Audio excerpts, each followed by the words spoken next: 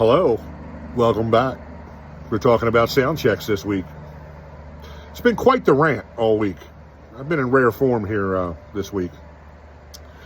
I'm going to say one final thing on this. At least I think it's going to be the final note on this to kind of put a bookend on this series. And that is, if you show up at my gig and you're like an all-inclusive band, you have your own mixer, split snake, you're all ears, or maybe you have a wedge or two out, but you're running them from your mixer on stage, and you expect me to come and troubleshoot your ear rig.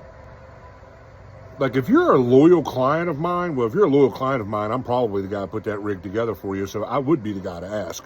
But I had a situation one time where I had a band, this has been several years ago, where I had a band show up and the guy just didn't know how to run his own mixer.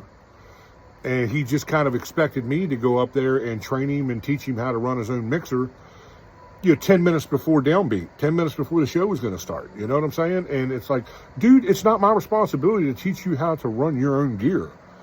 You've got to figure that out on your own, man. I mean, you should be setting this stuff up at your rehearsal and using it at your rehearsal so that when you get to the show, there's no surprises, man. Don't depend on me to come up there and teach you how to run your own gear. I mean, that's absolutely ridiculous.